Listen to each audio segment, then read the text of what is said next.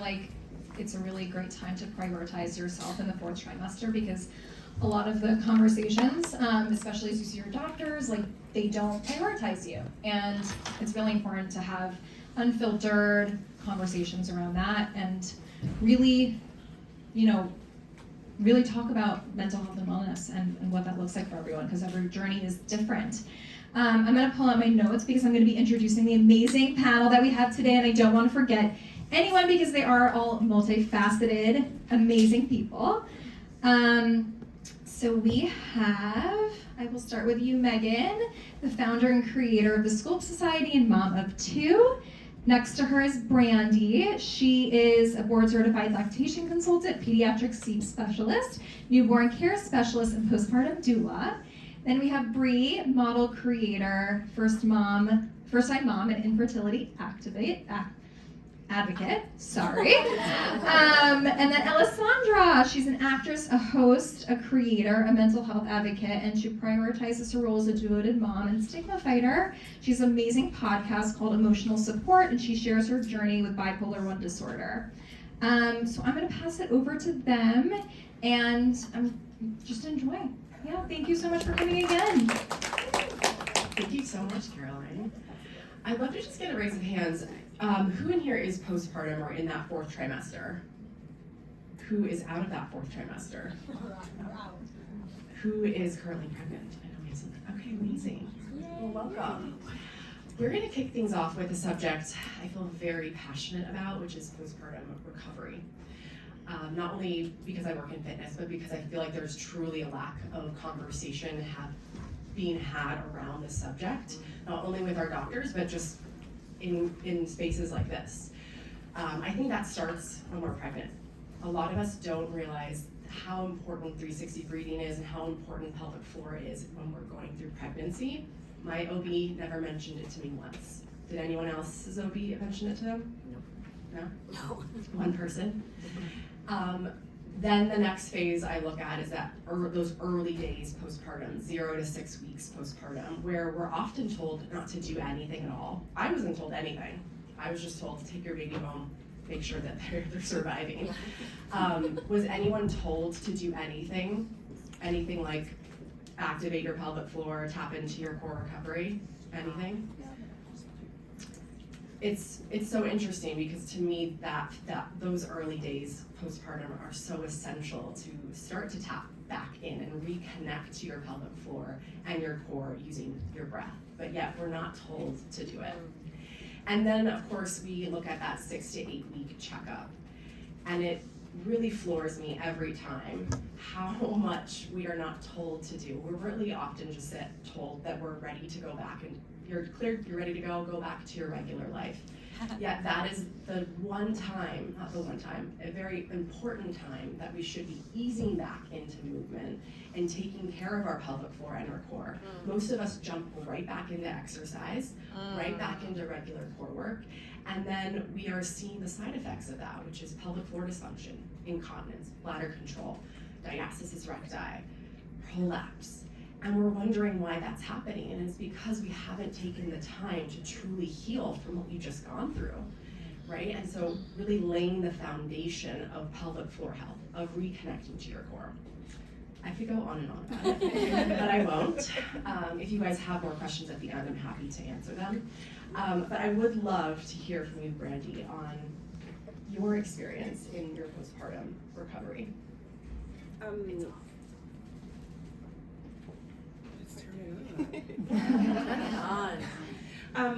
My kids are 6, 8, and 17 now, so a lot has changed from having a 17-year-old to when I had my 6-year-old.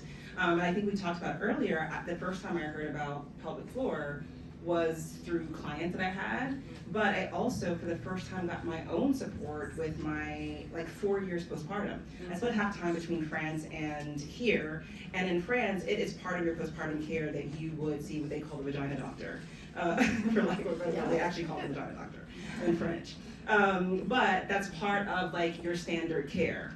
And so I did it 4 years postpartum, what should have happened in those days, like you said, afterwards. And the idea that, most of my clients here aren't hearing about that. 6 weeks for my clients and for myself was all about you can have sex now, right? That's what the 6 week appointment is for. So I don't even know if that's for us. Yeah. You know what I mean? Yeah.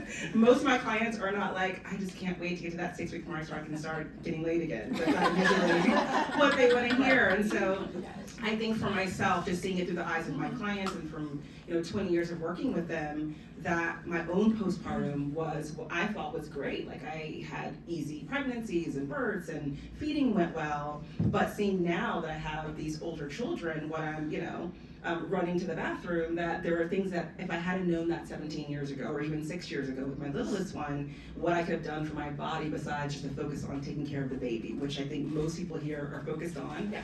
And, if you have kids, society, like it's about keeping this baby alive, doing the things that are going to grow a healthy human, and they're like the women, the moms, the mothers, the birthing people are left out of that equation is what I find.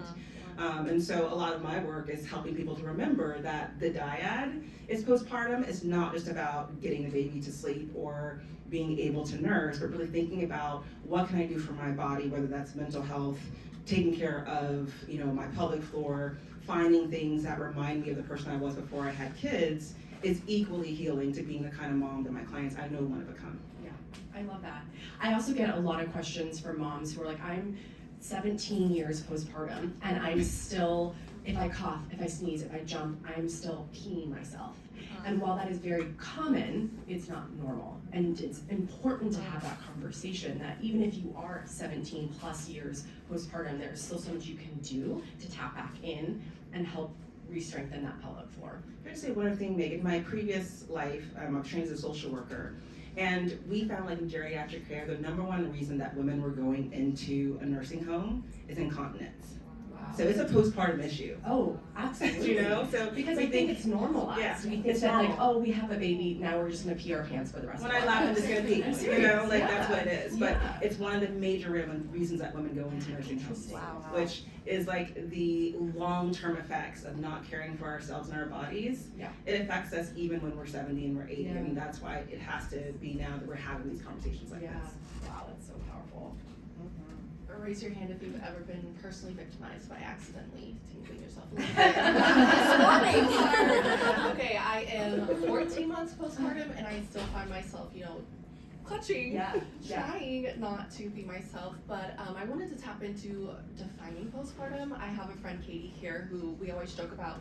How long are we allowed to say we're postpartum? Because That's right. Yeah. forever. Yeah. But also, I am someone who has unfortunately had 5 miscarriages in my life, and 2 most recently back to back in the last 3 months. So I find myself still struggling to define, am I postpartum technically, even though this was not a full-term pregnancy? I am still going through some of the recovery of as if I were carrying a child. And not only that, I still am postpartum for 14-month-old. So, I'm still trying to navigate my pelvic floor and discussing healing my body and everything that's going on internally. And those were topics that were not really started with my OB until after I had recent miscarriages, not after I had the birth of Wow. my daughter. So I was like, wow, I carried my daughter for over 9 months and gave birth to her vaginally, and obviously there's so much that goes on with that.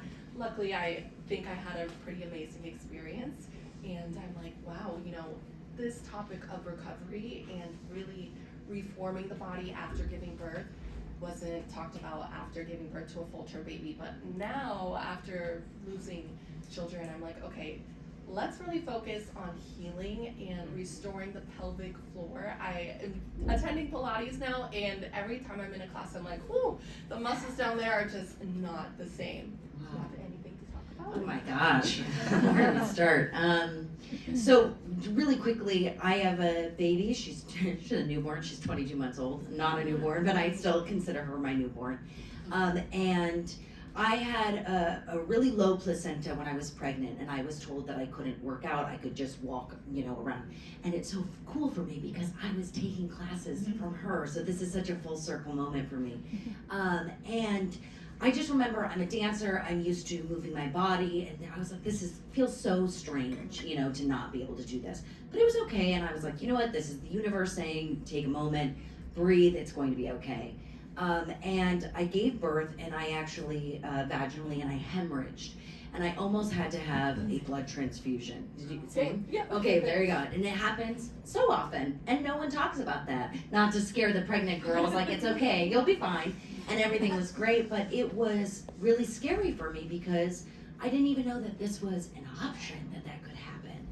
And they said to me, okay, you are going to be bleeding for a bit, it's going to be fine, everything's gonna be awesome. I kept bleeding over and over, and I was like, this is just not stopping over weeks. And I was really lucky because I had someone that was doing belly binding on me. So I had an expert that was coming over. And one day 10 days postpartum, she said, honey, we need to take you to the hospital. This is not normal.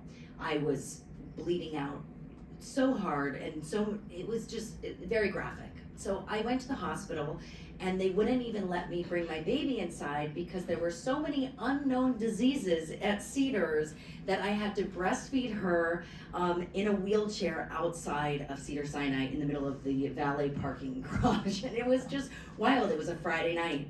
And I went to my doctor, and they said, oh, well, they gave you a pill and it should be fine. Okay. Went to my 6-week checkup, and I said, I'm still bleeding. There's clots, something's wrong. I don't feel it myself. And he's like, I'm sure it's normal. And I pulled my pants down, and he looked, and he like went white. He was like, oh my gosh. I said, this happens all day long. And I had to have an emergency DNC that within 5 minutes. Wow. And it was this moment of like, why didn't anyone believe me? And I think that was part of the first issues of the pelvic floor therapy issues that I was like, why is no one talking about this? And to this day, this week, I went and I had a procedure done called Thermiva, which usually you do for your face to, tighten that. And they had to tighten down there because I'm constantly peeing my pants all day long. I have to have an extra set of pants in my car at all times. And it was not something that I found out other than through an Instagram when another mom posted that this is an issue, there's incontinence, and this is a company that I use, or this is a product that I use. So I think conversations like this normalize it, that it's okay what you're going through. It's not weird, it's not disgusting, it's going to be fine.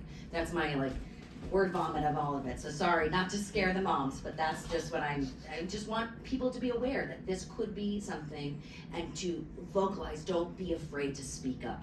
And if something feels off, continue to advocate for Listen to your yourself. gut. Yeah. Listen, moms know best. I will tell you that, moms know best. Let's dive into body image. I could go on and on about that as well. I feel like for someone who has worked on my own body image throughout my early 20s, I went into pregnancy feeling like I got this, like I can handle all of the changes. But as I went through pregnancy, I felt like a lot of those old feelings coming up for myself again, and I really had to work on the internal dialogue as my body was growing and changing, and honestly not loving being pregnant, which as I continued to vocalize more and more, I felt like more women were being like, oh yeah, I don't really like it either.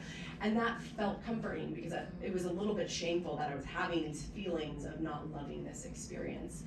Then going into postpartum, right, you're in this very vulnerable stage of also just not feeling like yourself. So Bri, can you talk a little bit about your body image experience? So I find that I actually have the opposite experience as what I would say most, quote unquote, for lack of a better word, smaller size or skinny women. I have lived most of my life in a larger body, a plus size body. I've done plus size modeling. And I found that when I was pregnant, it was the first time that society allowed me to be fat. It was the first time that I could walk around and have a big belly, and people would look at me and be like, oh, that's so cute, not, oh, you need to go work out. So I had a little bit of the opposite experience, but I will say that when I navigated going into postpartum, it was like, okay, I had this super cute big belly. I felt really amazing and super confident. I was loving all the outfits. I had my belly out. I was in my Rihanna moments, and I was living for it. Okay, I miss the bump all the time. Like, that was my favorite accessory. But then navigating postpartum, I'm like, okay, the body, love my body and everything that it does for me. And I think also, as someone who has had multiple miscarriages, I just have to ground myself and remind myself to be so thankful and grateful for what my body did do. My body has done some really amazing things, like it did give me my rainbow baby and blessed me with a healthy baby that I got to carry by myself full term. But you know, navigating those the aftermath of birth and carrying a child can be a lot on your psyche, especially when you know you feel like you live in a society that is so accustomed to telling women what they should do, what they should look like. Yes. And after you have a baby, you know, everyone's journey is different, and there's this snapback culture that we like to talk about that is everyone's journey is just not going to be the same. Someone's body might turn after they pop the baby out, maybe the next day they are back in their like pre-pregnancy jeans, and if that's not you, that is okay. We are going to get the clothes that fit our body where it's at, and again, just appreciate and be thankful for what your body is able to do. You know, even if you got 2 ounces of breast milk and that's what you want to do, celebrate that win. But again, I just found that navigating the postpartum body, everything, even though I was the same size as I was before having a baby, the clothes just weren't fitting the same. I was looking in the mirror and it just wasn't the same. I could have been the same number on the scale, that didn't matter. I really had to fix the internal, you know, relationship that I had with my body and my body image. And I am a girl mom, so I find, of course you can feel this way being a boy mom too, I'm not saying that, okay?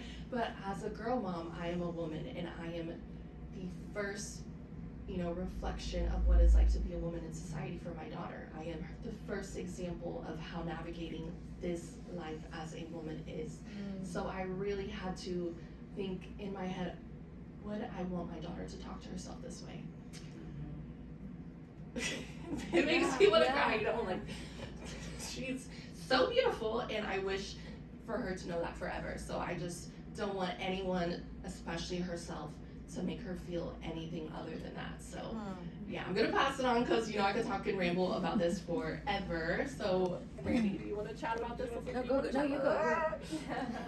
I was just gonna say, I mean, I think I'm lucky in that I think that culturally there are different body standards for black women in my family, or black women in general. I think we have different standards of what we consider to be thin or healthy or thick, or, you know, so I don't know that for me personally there was an issue with, you know, carrying the baby. And afterwards, I think a lot of things I talk about in my practice is that there was a reverence for pregnancy and birth that I think that we're losing, that it's a spiritual event, that like you're somewhere between here and the spirit world carrying this baby. And I don't say this in a woo-woo way, and that it's really something that we have turned into something clinical.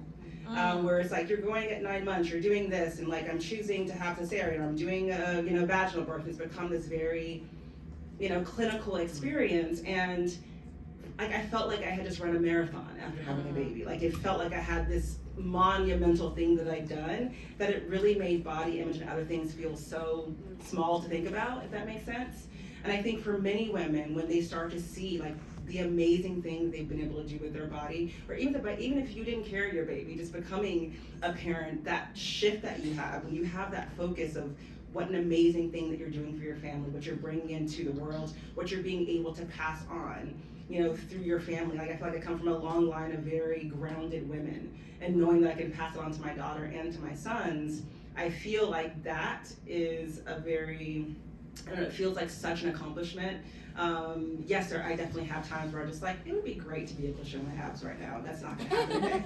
But I have those feelings, but it's not something that defines me as a person, being good enough to be their mother or to be in the world doing what I do. And I feel like more of us need to be in circles where women are really talking about what it feels like to, like, I manage a business, I have children, I have a husband, I wanna be a good friend. And doing all of that takes a lot of physical, emotional energy to do. And I feel like being in a circle of women who really honor that versus, you know, losing the baby weight right away.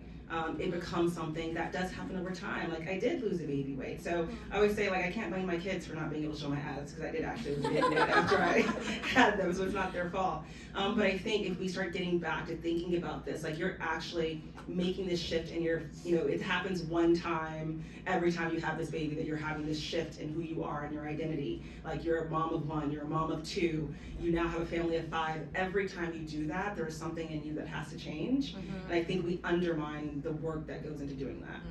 So much work. And I also think if we can look at that postpartum 4th trimester not as bouncing back, but as a way to fill our emotional cup back up, to like get a little more grounded in our body. And it's not about getting back to looking a certain way, but it's actually just feeling more connected to ourselves. Just shifting that narrative a little bit more around postpartum fitness.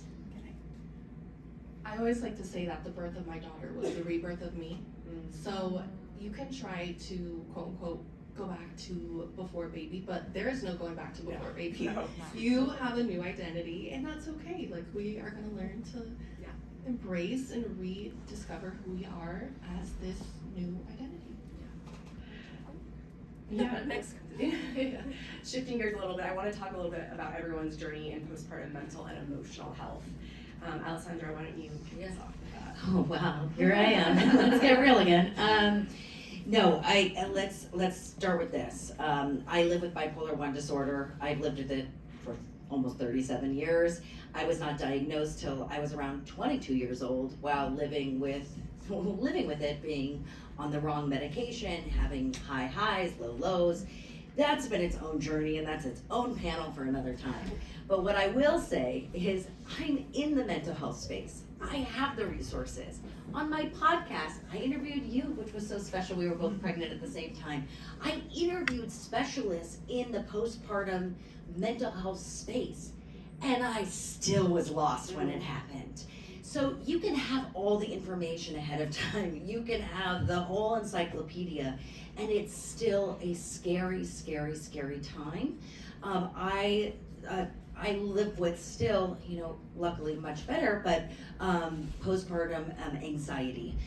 That's something that I had the intrusive thoughts that I didn't want to vocalize, because I thought, if I vocalize this, they're gonna lock me up and take away my baby.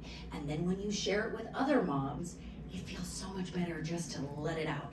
Because the thing that I will say to the moms who are pregnant, such as yourself, is they're just, it's fake. It's all in here. It's not gonna actually happen. And as soon as you give it power and you give it light and you say it out loud, it disappears. And it's fine.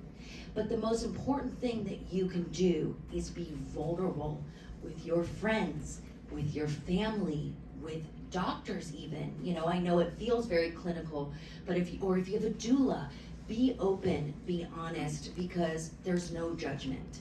And the other thing that I would say that really saved my life, and I mean this, is when I was going through this craziness of not even remembering, because I was going through the bleeding and not feeling like myself, and the days became weeks, and I was like, what happened? My baby was literally just born. Like, I don't understand. Is I made sure when I did go outside and I saw someone with a baby, I would introduce myself. And I would ask, how old is your baby? And perfect example, one of my neighbors here, Megan, hi. We've known each other for years being neighbors, but we had babies a couple weeks apart.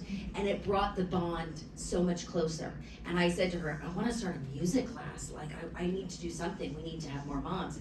And that's how all of these girls right here came along, was through word of mouth, through community, through finding each other. So don't be afraid to ask someone, hey, how old is your baby? Like, is there any class that you're a part of? I see you girls up there. Did you guys, that how you went? See, that's what happens. And I think, like, I have chills right now, because I get cry, and I don't want to cry because I cry at commercials. But I will say, like, these girls really saved my life, because I was going through such a dark time, and I felt so alone. And, you know, to know that there were other people there that were going through the experience that I was going through, and maybe had those dark thoughts, and reassured me, it's okay, we've all been there. So that's I'm gonna stop now while I'm ahead. It's early in the morning and I'm already starting this, what happens. I'd like to blame the baby, but it's not true, I was like this before. But that's what I would find, I find community. Yeah. I mean, I'm a The two of Pisces, us so are crying I'll over start. here. No, but I just think it's so important. Motherhood is one of those things, it's like graduating high school. You try to tell people life is so different after you graduate high school, but they're never gonna fully understand until they get there. So you could try to understand motherhood as much as you want to, but you're never really gonna fully know until you cross the finish line. Yep. And once you get there, it is like a whole new world. You know? It's like, oh wow, okay, I am rediscovering myself. I have to take care of this tiny human, make sure we're all alive, surviving, thriving is what I like to call it. A little bit of thriving, a little bit of surviving. Maybe I have animals. You know, there's just so much that you have to take care of. And to remember to take care of yourself as well. But again, I can only reiterate what you said, finding community. Sometimes that's not in person. Maybe it's on social media. Virtually, I feel like everything that I've learned about parenthood has been on social media. Also want to give a shout out to Nanit, because I feel like when there's little moments in parenthood that I am like, oh my gosh, my child is dropping a nap, and then I get a little notification in my inbox from Nana, and it's like, your child is around the age where they might start dropping a nap. I'm like, okay, I'm not going crazy. Like, this is really something that is happening, and it helps those things feel normalized. It helps the 4-month sleep regression feel a little normalized. I'm not crazy. Other people are experiencing this too, you know? Finding that community, maybe it's apps, forums, again, like things like Nanit, and using even motherhood apps to kind of get some education, because again, you're kind of just thrown out to the wolves and you're expected to really know what to do, and of course trust your intuition over anything else. But if you can try to get some education, whether that's online, always background checked everything, you know, cite the sources, but of course apps, I will say, like Nanit, they do leave the cited sources there for you, so it's a little bit nicer. But just finding community, finding outside resources that helps normalize what you're going through and what you're feeling. Yeah, I mean, that 4th trimester can feel very lonely, very isolating. I relate to everything that you were just saying as well. And community and finding your support system is essential. So, so important. Brandi, I'd love to hear from you. We want to just kind of switch gears here on how to create a postpartum plan. Can you give us some practical tips and hacks on how to create one? Yes, let me also add on to what you asked before, because I did my first birth ever, I think it was in the year 1999, and I was 19 years old, which is crazy. That's a whole story. But I've seen so many things transform in the way that we think about motherhood, or we think about birth from there until now.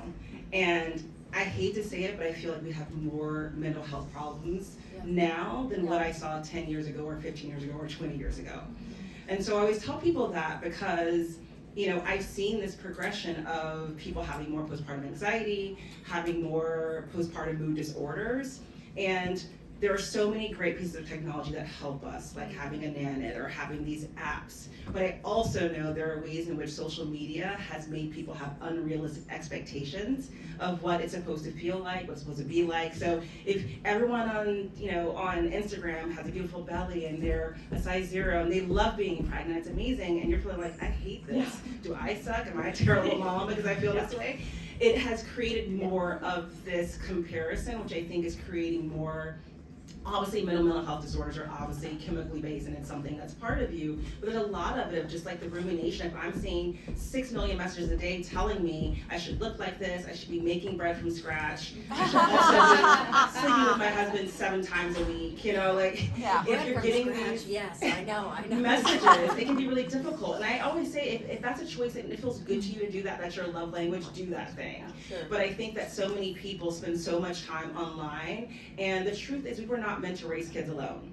It's a very new concept. And so when she was talking about community, it really struck with me that so many people have been fed this, particularly in like Western United States, the 2.5 family, you're individual, you do your thing, and we have lost in that. Women have lost. Like my mom had a baby, she had to move in with her in-laws, which sounds terrible, but she also had all the support, you know? It came with a large dose of opinions, from what I hear to this day, and I'm 45.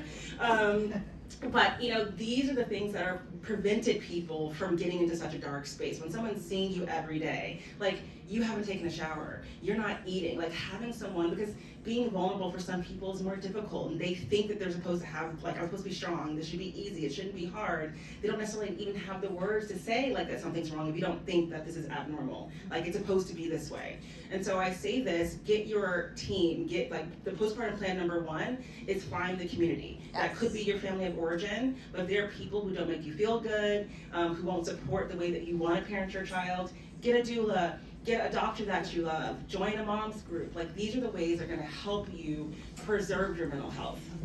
20 years, this is like maybe 10 years ago, I did a sleep consult. It was actually a lactation consult with a client in downtown LA. And we had a great consult, it was fun. I said, if you have any issues, email me. At 11 p.m., she emailed me, the baby's doing, I forgot what she said exactly, but I'm afraid of the baby. So automatically, I'm trained social worker, was like, that is not a normal response. And it's 11 p.m. at night, and so I know they live in a downtown high-rise in LA, and so I said, you know what, let me call her, this seems weird.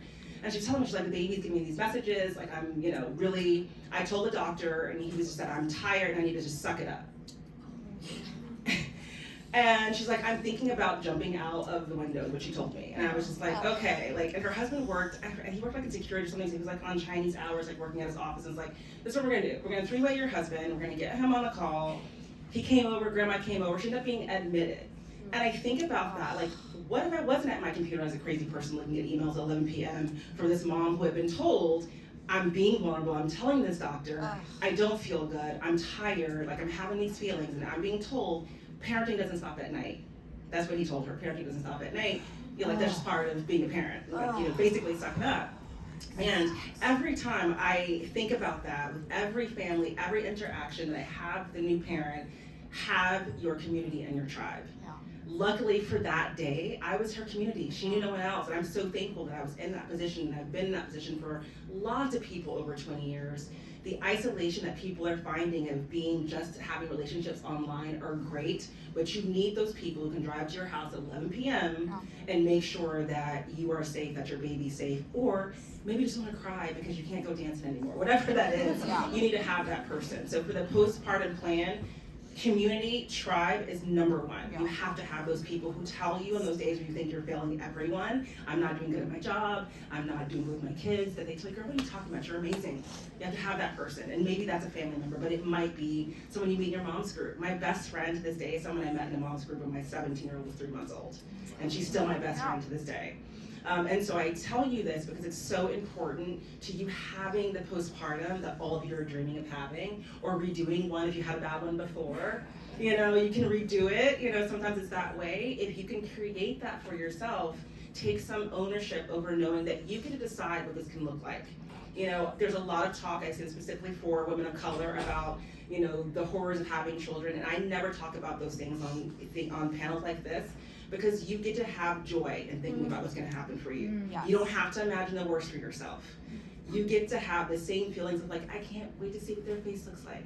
I can't wait to, you get to enjoy those things. And just know, again, by having the community, picking people who see you and validate you, you're gonna have the best postpartum. That is the plan. Having community, making sure that you have an environment set up for success. So if you plan to breastfeed, make sure you have a lactation consultant that you already know you can connect with. If you don't want to breastfeed, get rid of your family and friends that tell you that you should breastfeed. Make sure that you're setting yourself up for success, whatever that means for you. And so if you want to have a vegan household and someone's saying your kid has to have meat, they don't get to be part of your postpartum plan. It's okay to deny people entrance into that sacred space, those 4 months when you're trying to figure out who you want to be, what you want this family to be, what you want it to look like. You're unsure yourself. You don't need people around you who are seeding more doubt into that. And that is all you need. And get some onesies. Get some onesies. And just really quickly, don't be afraid to be honest with other moms, right? Yes. Because I feel like when we're talking about communities, like mom to mom, like if you say something, like you understood. But find the right mom. The right mom. The right mom. Do you know what I mean? Yes. The all right through mom, junior not the high, judging mom. you know, it's just like, that's why you have to find your community. Yeah. If you are a crunchy granola mom and you're making everything from scratch and you're cooking sourdough bread, find the other moms that are doing that and think it's cool. Yeah. You don't need people telling you, like, why would you do that? My husband would, like, you don't need that. It's like, whatever you want to do, there is someone out there who wants to do that too. Like-minded individuals. Find Yeah. that person. Yeah. And they exist. Like, you know, maybe you're into this, but I remember when my son was born, there was a whole lot of people who were into, like, you can't say no to your kids at all. That's not my thing. so, you know, it's been part of like, that's not working for me. Was it cute for me? Like, she's not my person. Okay, let me get here. You know what I mean? You find your people and it's fine. That doesn't work for me either. I also think, I don't know if anyone else can agree, but I'm such a planner for pregnancy that I had like not given my postpartum experience 1 ounce of thought. Right. I hadn't thought about That's why I'm so busy for 20 years. You guys don't think about it. Yeah, So I let me didn't think get about this. it. I didn't think about a lactation consultant until both of my kids wouldn't latch and I was freaking out, right? And I wish I'd had that in place Yeah. and I had vetted who I wanted to work with because my first experience with a lactation consultant was awful. And I think about doing, if I could have done something differently, it would have like had that person in place Yeah. so that I would have felt comfortable and I would have just had a better experience. It's having the right people again. Like, I Absolutely. became a lactation consultant because I went to a visit with a doula client. Yeah. And it was the worst experience I had ever experienced, and it wasn't my experience. It ended with her telling her that she was killing babies in Africa, she was giving them Nestle formula. Like, during the consult, she said this. And I was just like, what? And the mom, like, went in her car and cried for an hour and never breastfed again. And I was like, oh, it probably should look different than this, lactation. Like, Yeah. what? You know? Yeah. And, you know, so I'm saying, just because someone has a title doesn't mean they vibe with what you're trying to create. And so Yes. make sure whoever they are, I don't care how many letters they have behind their name, are they making you feel like you're a good person and you're doing it right? Yeah, yeah. Is there anything you guys would have done differently in your postpartum for- experience? Well, for breastfeeding, I feel Yeah. like I would have had a lactation consultant Yeah. because I was in Cedars and they were great. I'm not Oh, saying mine, that. well, my experience Well, with Sears was not great. It was great until I postpartum, and then I was in this little room because it was like 4 a.m, and I'm like, wait, I went from having the beautiful view to this. What's going on? Like, it was a culture shock to me. I was like, what's going on? That You know? recovery room at Cedars, Oh my gosh! And I Not didn't good. know. Like, am I supposed to start breastfeeding? Like, that was my mind because I didn't have a consultant, and my mom wasn't able to breastfeed me for that long, so she didn't quite know, and I was so lost and confused. And I remember this nurse came in, and she was like, "You're starving your baby. Your baby's going to die if you don't give it." And I was like, "Wait, what is going on?" All this stuff, and she put the nipple cups, The shells. the shells on me, and she kept shoving my daughter lady's face, and I was like, oh my god, and I was crying. And at that time my husband was filling out the birth certificate, so he wasn't in the room, so I'm like crying alone, and I started hyperventilating, and I remember there was a formula shortage, and I was like, I don't want to start her on formula because how am I going to get the formula? I didn't have. And this wonderful lactation consultant came in from Cedars like a couple hours later, and she's like, your baby's fine. Everything you're doing is wonderful. We're just going to adjust a few little things, and it's going to be okay. She is 22 months old, and she is still on my boob, and she goes chi-chi all day. That's what she says to me. Like, she loves it. So don't be discouraged. You have to find the right person. The right person. But I really wish that I would have thought, oh, I need a lactation consultant to put my mind at ease. So I always tell my friends who are pregnant right now, find that, find that. I just agree with everything you guys have said. Again, going to a lactation consultant, after giving birth, my baby had dropped a lot of weight, and I never knew this whole like getting back to birth weight thing. And as the woman, as the birther, I felt like it's my responsibility that my baby has lost this weight and is not even at their birth weight. And I remember crying every night because I was like, what am I doing wrong? My milk is coming in, I'm trying to breastfeed, we're even giving formula, like what's going on? Something's not going right. And why is this my problem only? My husband is a parent too. We made this child together. We are both able to feed them with the resources that we have available. So I think all this just goes, yes, find the people that can support you, because my husband could only provide as much support as he knew with the knowledge he had, which was the same amount of knowledge as I had. We are not certified breast. He didn't have those lactation- chi-chis yeah, all day. and he didn't have the chi-chis either, I will admit that. But we did find a great lactation consultant, but ultimately trusting my intuition as well. Yeah. I know 20 years from now, my daughter's not gonna be like, I can't believe you gave me formula. No. We did what we needed to do to make it work, and we are still thriving. So, yes. Yeah, again, I think it's just going back, I think, you know, with my first pregnancy, just not thinking to that 4th trimester, I just assumed she would see my boob and like, wow, I didn't realize that like there was more to it, you know? And I wish I had, if I could go back, I would just educate myself a little bit more of like what that entails. I know we already touched on that 4th trimester and the anxiety that often can come there, but Bri, maybe you can chat a little bit more about how Nanit has been able to give you a peace of mind and give you the ability to prioritize yourself and your well-being. Oh yeah, so as previously stated, I have gone through a lot of loss on my journey to motherhood. So I know everyone's journey to motherhood or parenthood is not always quote unquote traditional. And I think that can come with a lot of anxiety. For myself, I had what I like to call pregnancy anxiety or pregnancy paranoia, where, you know, unfortunately for me, whenever I get a positive pregnancy test, it's not, oh, I'm so excited to be pregnant. It's, I hope I can carry this baby to full term. But with having my daughter, I learned that, okay, I have this rainbow baby. Now, where do we go? The anxiety doesn't just dissipate from my body. I wish that it could. But now it's like, okay, I finally got this human to the other side of the finish line. Now how are we gonna keep her safe, keep her alive? And I think having something like a Nanit, where, you know, we use the breathing band every single night, and that's just something that helps myself and my mental health and my anxiety as a parent, also my husband, because we know it's, I like to call it, she has like little night security. Nanit is her little night security that's watching her while she sleeps to make sure, you know, the breathing band is going and she's being monitored while we are asleep and I can't be there. And again, it really does help with my anxiety, and I think finding those products, maybe it's not a product that you can actually purchase, but just finding the things that really help ease your mind in parenthood. There's so many stressors, so if you can just find whatever it is that helps you feel a little less anxious, a little more comfortable, a little more confident in your journey.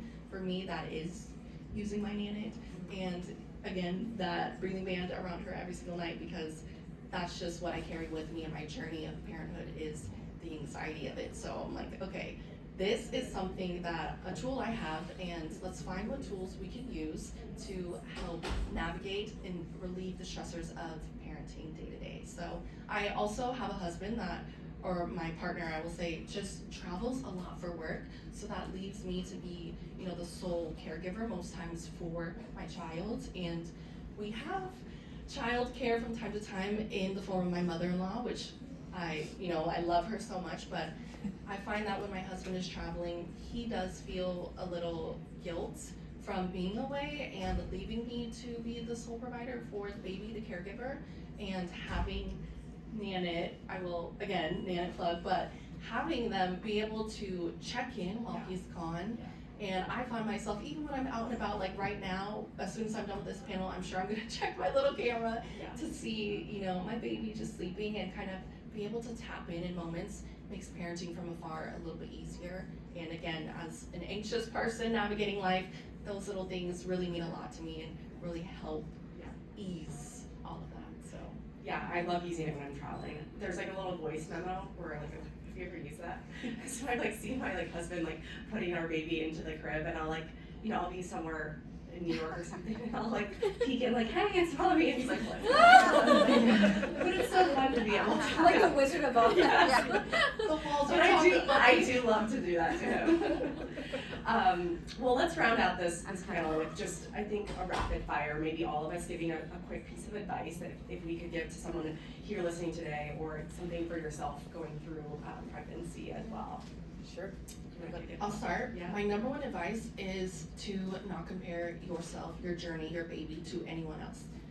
Everyone's gonna post milestones of what their baby's doing at what month and what exact time, and you're gonna sit there and be like, what am I doing wrong as a parent? What's my baby? There's nothing you're doing wrong. And you know, if there is, hopefully you have a trusted pediatrician and team to help guide you, but don't compare your journey to anyone else's. It's yours for a reason. Trust your intuition, and just comparison is a thief of joy, so protect your joy. I was gonna say trust your gut, because if I hadn't trusted my gut that something was really wrong with me, I don't know if I'd be here, you know? And also find community, because look at who shows up, you know? Your community will show up in person, virtual, whatever it may be. Just make sure that you have that person that you can be open and honest with. So hard, there's so many things. I would say first, that idea that this too shall pass is a good thing, and a bad thing in that it's so quick. Like, this little time that you have with them is so short-lived. Enjoy them being tiny and wanting to be on you and all those things. At the same time, when it's really difficult, know it's gonna pass as well. Like, it's not gonna be this way forever, and it's hard to see the light in the tunnel when you're in it. Like, your baby eventually gonna sleep. Your baby eventually is gonna be able to eat in some form or another. Like, those things, it feels like when you're in it that it's gonna be forever, but it is going to pass. So enjoy those small fun things, but also know when it's hard that it's gonna pass. And I would also say get a Nanit, but I didn't tell you the story, Caroline, but maybe 15 years ago, I was quoted by someone saying, like, what's the one thing you shouldn't buy? And it was a baby monitor. That's what I used to tell people 15 years ago. I got converted by the Nanit. And so probably 7 years ago, maybe 5 years ago, how much you guys, like maybe 5 years ago. Yeah, so 5 years ago, I had a client, we literally had to go to like, I don't know, 8 different cities in like 2.5 weeks. That Nanit saved my life, being able to like pack us up so they could see and like make sure that their team was doing how it should be, and like teaching them, like that sounds, you like the baby isn't actually awake. If you take a look at that camera, you see this is what happened. I started to see how it became a teaching tool for people to be able to see the patterns in sleep that I know in my head, but people have been doing it for 20 years don't necessarily have that knowledge. And I start seeing it as more of a helpful tool, because in my mind before, people were just watching it and becoming anxious. That's my thought of what they used to look, that's how they were back in the day. And seeing how it is now, where you're getting information that allows you to be less stressed about what's happening with your baby. And I'm seeing for my client particularly, I tend to attract people who have a lot of anxiety because I'm a very calm person. And so a lot of my clients tend to either have anxiety or being diagnosed with it, but tend to be more anxious. And I've seen how it's been able to make them feel safer about their baby sleeping in their own space, about how they're sleeping. It's given them a little bit of ability to kind of let go and know that things are going well. So it's actually, anytime I send out like what you should buy, it's on there. I'm a full convert. Like, I was the one like, no one should have these, it's making everyone crazy. And I've been able to see myself how it's actually been an increase to people being able to feel like I can take a breath because I can see that things are going well. I love that. For me, I think it's really simple. Just being, we all know this, but I think it's actually doing it, is being gentle with ourselves as we navigate this time. And then also that you are the best mom for your baby. Yeah. Yeah, I love that. Do we want to kick things off with the pelvic floor? Yes. I thought we could round this out with just really quickly talking about the pelvic floor, what it is and what it looks like, and then going through like 3 circuits of breath work to connect to our pelvic floor. Has anyone not done pelvic floor work with our breath before? A couple of us? Okay. I brought my handy dandy little, I should probably name her, but I think it's helpful to see a visual of what our pelvic floor is. So, let's just chat through our pelvic floor. I think a lot of us, when we think about a pelvic floor exercise, we think of a Kegel exercise, but it's actually more than that. I think just understanding that there are 4 sides to your pelvic floor. You have the front pubic bone, here, look at this, and she's breaking. Thank you. You have the front pubic bone, which is where it's connected in the front, the back tailbone, and then the 2 side sit bones. And I think a lot of us think, that's perfect. And then if you want to just see that bowl of muscles there. I think a lot of people, when they are trying to understand how to gather all 4 corners, it's hard to think about. So I want you to all close your eyes and think about, if you're on the toilet, you're urinating, what muscles we need to activate to stop the flow of urine. So that's really the front of your pelvic floor. Now when you think about the back of your pelvic floor, it's the same muscles that you're going to stop from passing gas. Yeah, so you're holding that in. And then I want you to think about the 2 side sit bones, those 2 sit bones coming together. So it can be a lot, and I want to start to just break down a quick exercise of breath work and 360 breathing. So a lot of us are breathing incorrectly. So I want you all to just grab your rib cage, and I want you to take a big inhale. And on the inhale, I want you to allow, you're not gonna push out into your stomach, but you're just going to allow relaxation. Think of like a Buddha belly. So just inhale, you're gonna expand sides of that rib cage, front and back. So 360. And then you're exhaling, you wanna think about your corset muscles, those deep transverse abdominal muscles pulling together and wrapping on that exhale. So those corset muscles knitting together. One more time on the inhale, you expand, you release. On the exhale, bringing those transverse abdominal muscles together. Beautiful. So that's 360 breathing. We haven't layered in the pelvic floor. So the next time we do this, on the exhale, I want you to think about gathering your pelvic floor like a crane, coming down and picking up a blueberry, and lifting your pelvic floor in an elevator. And then on the inhale, slowly releasing that pelvic floor. The lengthening of that pelvic floor is equally, if not more important than the lift. So let's try and do that and sync it all together. So I want you to close your eyes, grab your rib cage. You're gonna inhale, there's no tension in that pelvic floor. You're expanding through that rib cage. Exhale, you're zipping those transverse abdominal muscles and then lifting front, side, and the back of that pelvic floor. Big inhale, release, lengthen. No tension. Exhale, gather all four corners, front, back, two side sit bones as if it's going up in an elevator. 1, 2, 3. Inhale, back to lobby, lengthen. Let's do that one more time. Lobby, I love that. Big inhale through that diaphragm, expand. On the exhale, lift all four corners. Think about the front, the back, two side sit bones, zipping those transverse abdominal muscles together, and then deep inhale, relax. So that's just a quick circuit. When we move through, for instance, my postpartum program, I would have you sync a lot of that movement up with your breath, and it's really important to know when to be lifting that pelvic floor and when to be lengthening. And that's also to say in your daily functional movement, right? So how many times are we sitting down to the toilet, standing back up? How many times are you lifting your baby up out of your crib? Those are all moments when we want to use our breath.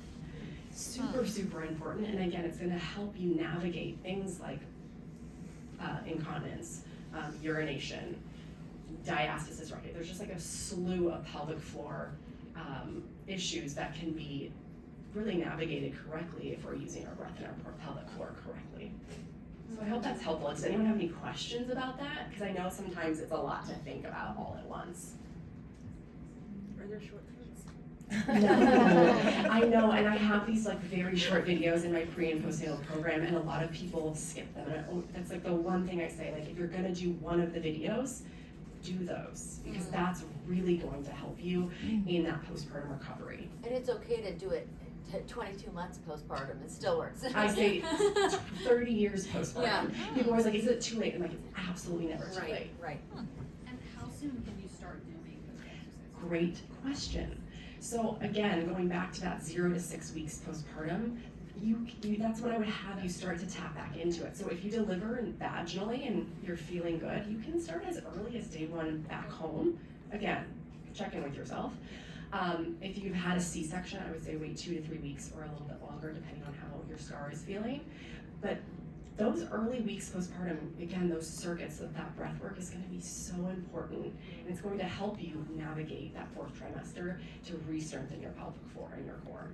And should you also be doing it like before you're Yes, I wish I'd started doing pelvic floor work before I was even pregnant. Okay. I think the sooner we can understand how that core system is working and all of the intra-abdominal pressure that happens in your core, whether you're pregnant or postpartum, but really even before that, like how are you syncing up your breath, your transverse abdominals, and your pelvic floor in day-to-day functional movement as well as exercise, you're gonna be able to get deeper into your core. Hi, Megan. Hi.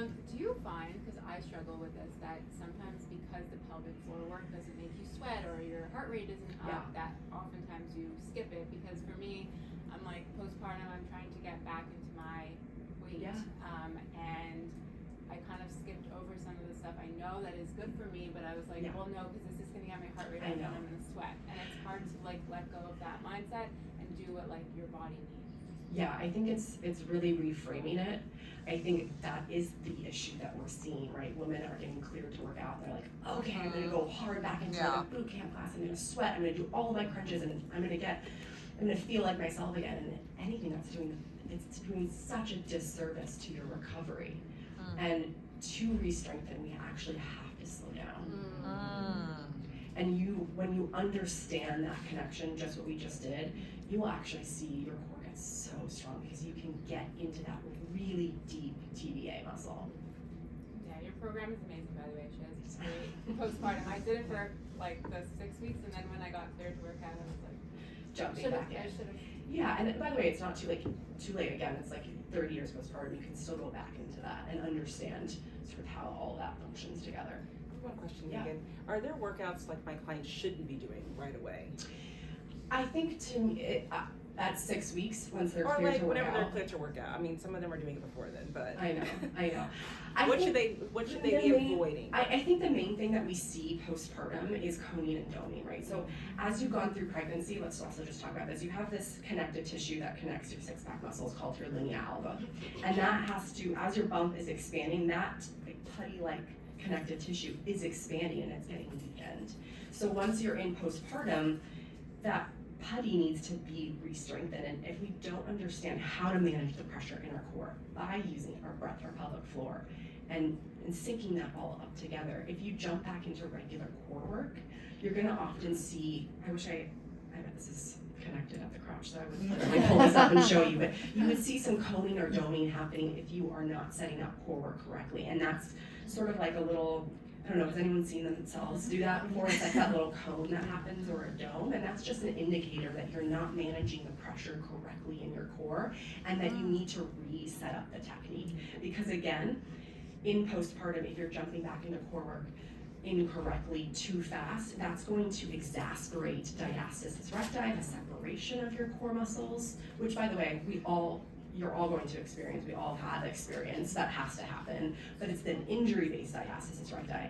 And further, if you do that continuously, that's again where we start to experience prolapse, and pelvic floor dysfunction, and incontinence, and all of these other symptoms that can simply be not fixed, but addressed if we're setting it up correctly. So I would say to you, I think it's the core work mainly that really needs to sync up with the breath and the pelvic floor in our core. I also think people forget that it takes a while for your organs to Yeah. shift back to place. And also, if you jump right back into things and you aren't reset, it can also affect future pregnancies if everything is not aligned, quote unquote.